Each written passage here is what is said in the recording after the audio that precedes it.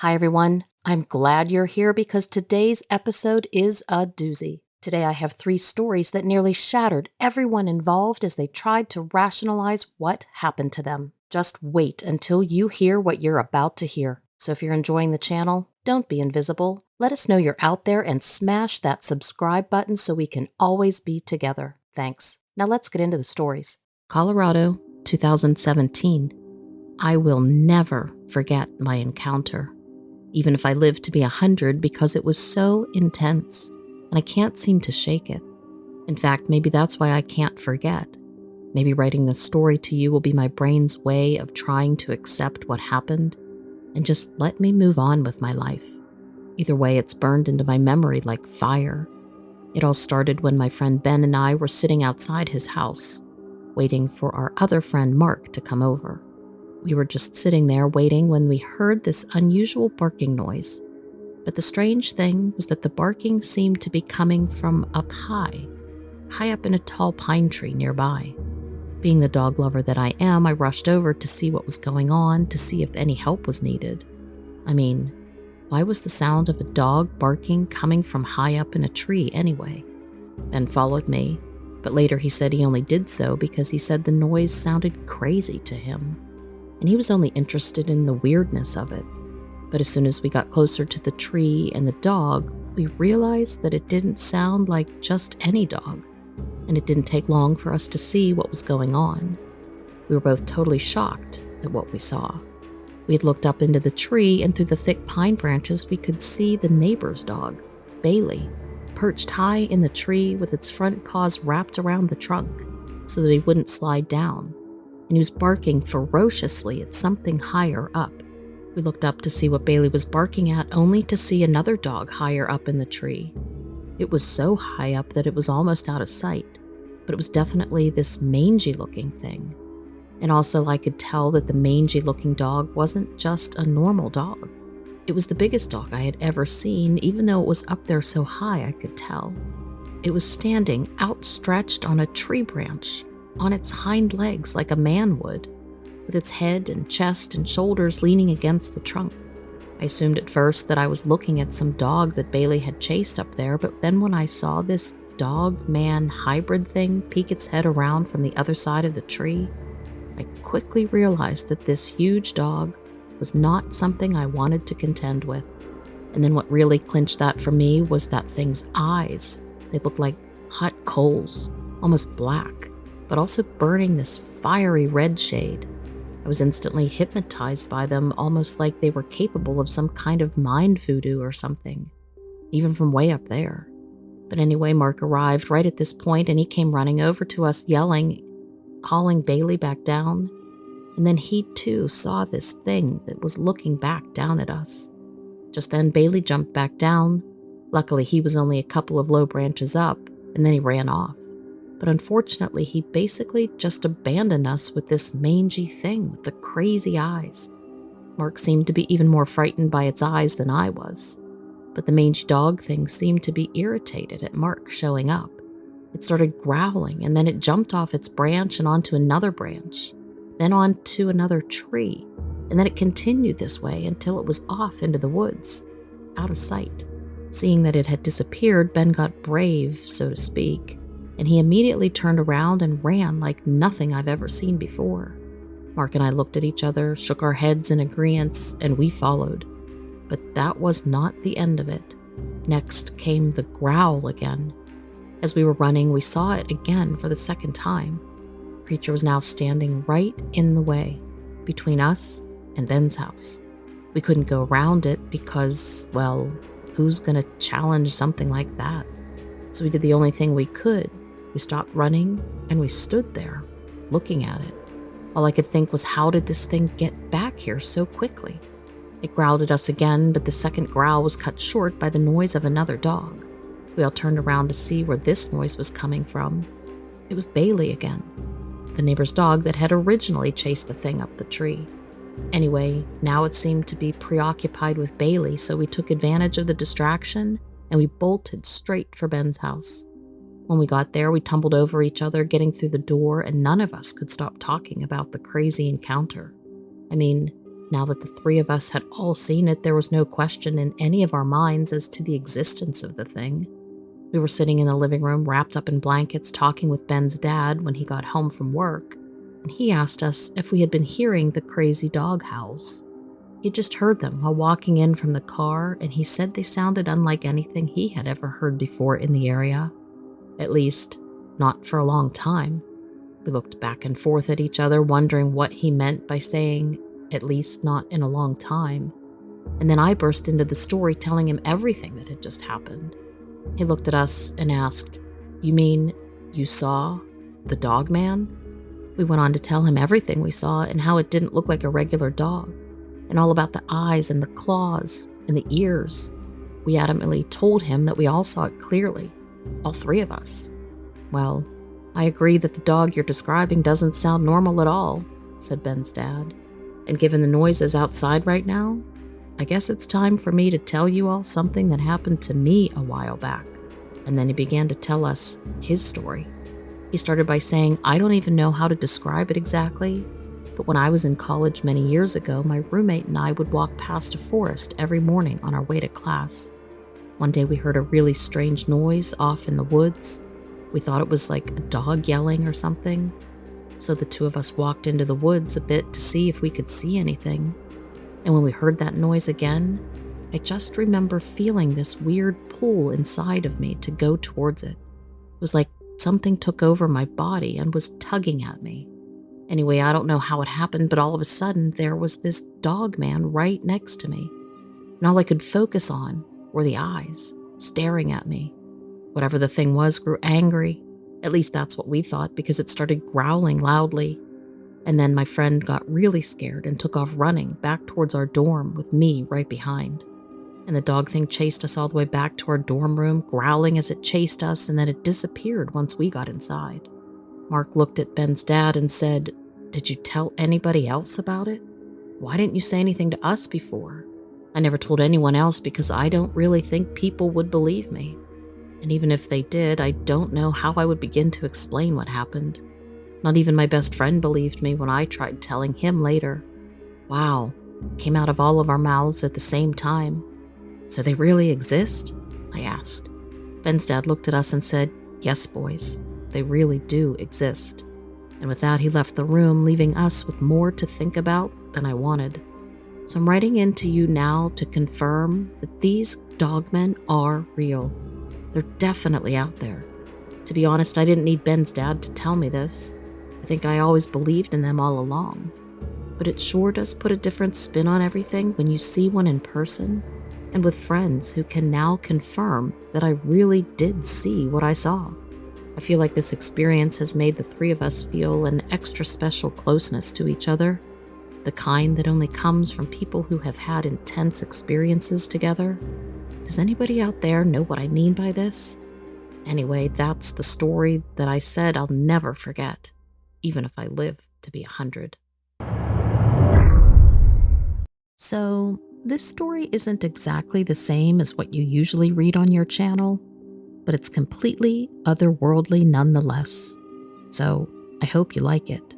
I work as a nurse in Sioux City, Iowa, right near the border of Nebraska. I've seen a lot in my profession, and that is a huge understatement. Any other nurse out there listening, I'm sure, can attest to it being an interesting life that we lead.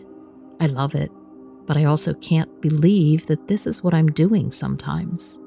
It's a constant love-hate sort of a thing. The stories I can tell are world-class, but the job can be very physically, emotionally, and spiritually draining. Nonetheless, this is the life path I've chosen, and for whatever reason, God has put me on this path for a definite purpose. I've always been open-minded and I believe in God, but I never really put much thought into the afterlife.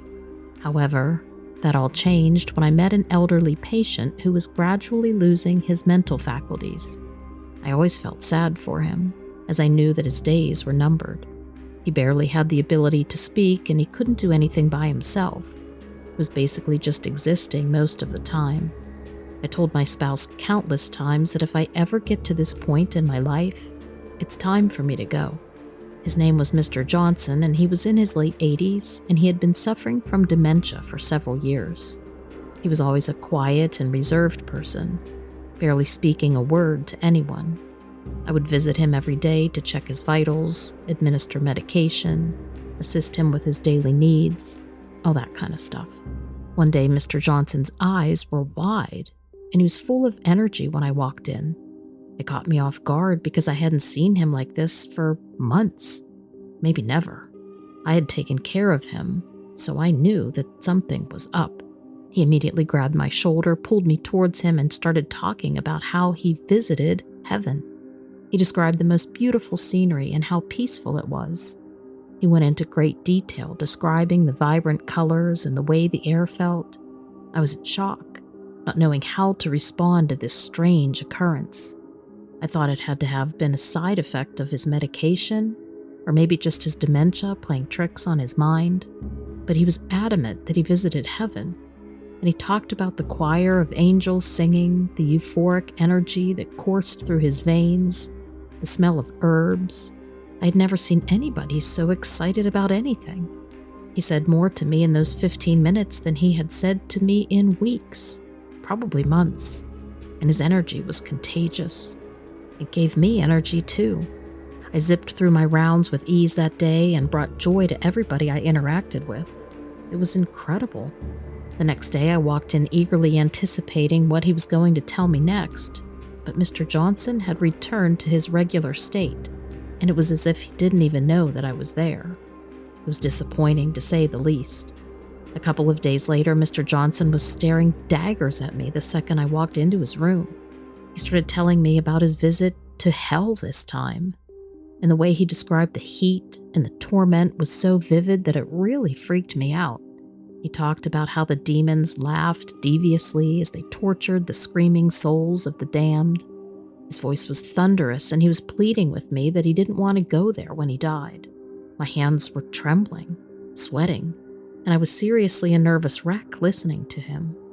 I called some nurses in to help me calm him down, and I got out of there as quickly as possible. I've seen some awful things in my lifetime in this profession, but I will never forget the look in his eyes and the desperation in his voice. I walked in the next day, but not before taking several breaths to prepare myself for the worst. Today, Mr. Johnson was lifeless, as was his usual. I asked him if he remembered anything from the previous few days. He didn't say a word, and he just kept staring forward, like usual. I tried to tell myself that yesterday was just a freak occurrence, but I actually found myself believing, for some reason, that he actually did go to heaven and hell. It was too drastic to be anything else. He continued to be his usual lifeless self for about a week after that. It was hard for me not to be on edge around him after that, but I just tried to be professional and tell myself that it was just a freak thing. And then one day I walked into Mr. Johnson's room, and before I could even say a word, he screamed at me to sit down. I was taken off guard, and I did as he asked. He looked me right in the eyes and now started talking about visiting purgatory.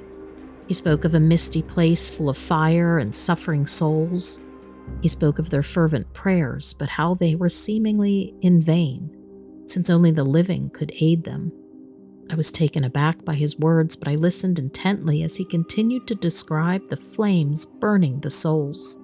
And yet he remained untouched by the flame. As he spoke, I could see the intensity in his eyes, and I knew that this was no mere dream or hallucination.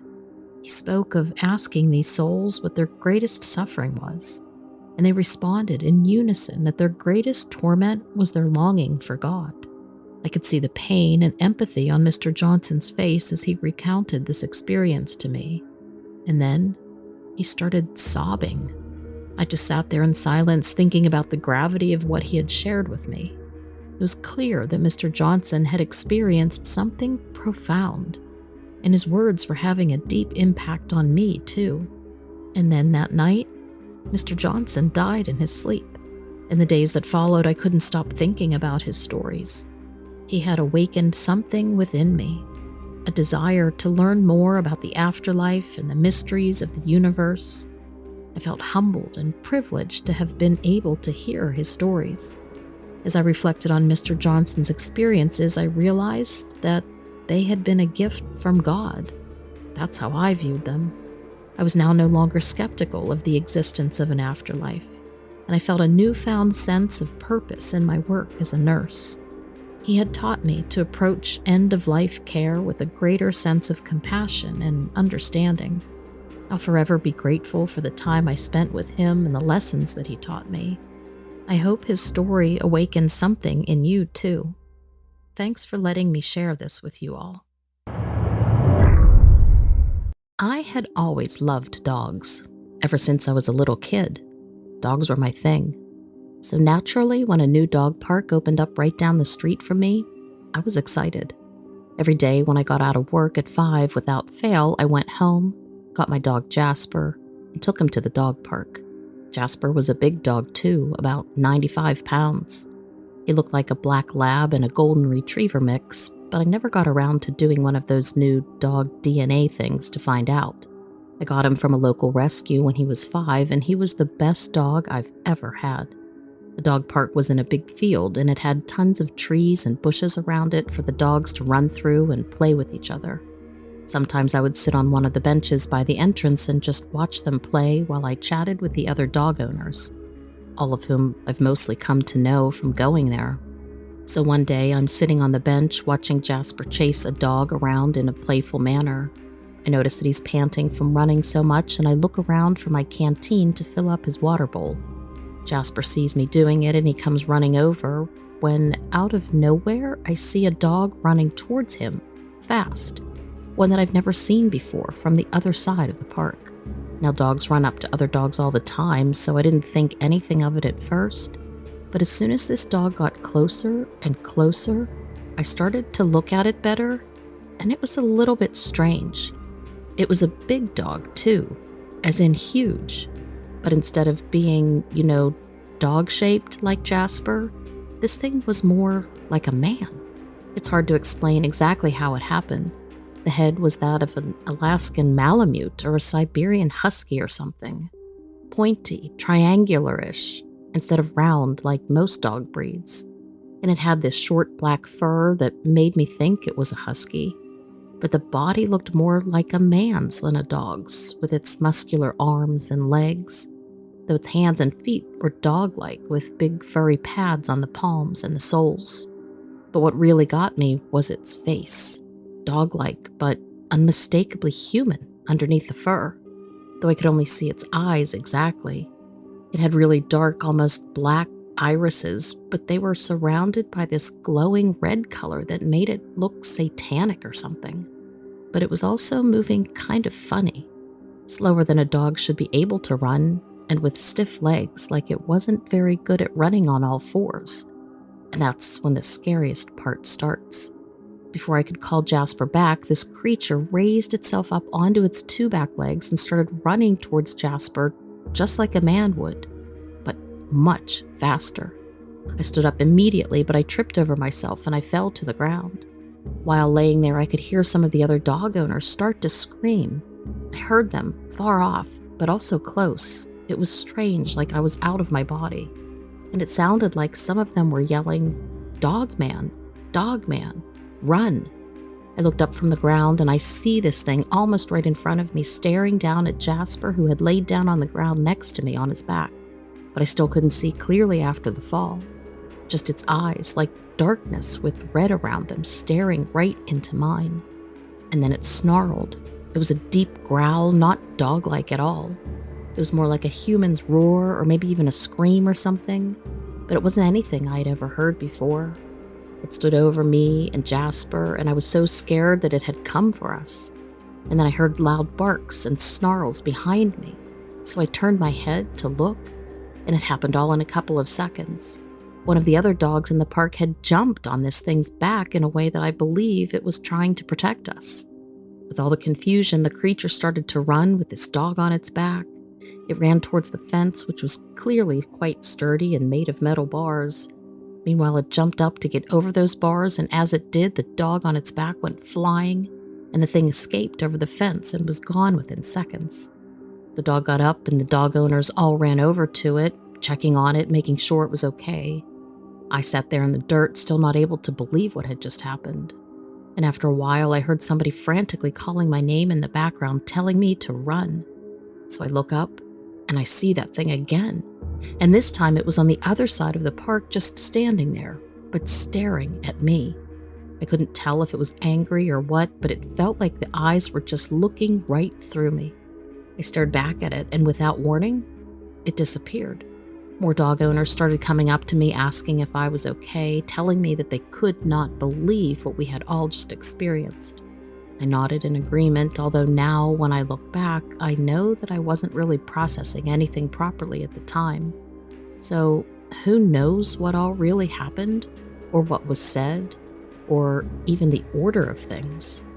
I was mostly okay, except for my ankle, which I had twisted when I fell, but we were able to walk home that night and went to sleep okay. We never did see that thing again, but I do think I heard it at least once after that encounter, out of my bedroom window. I try not to think about that because that keeps me up at night. But anyway, I can't really say for sure what happened in that park that night. All I know is that I now believe the dog man really, definitely exists.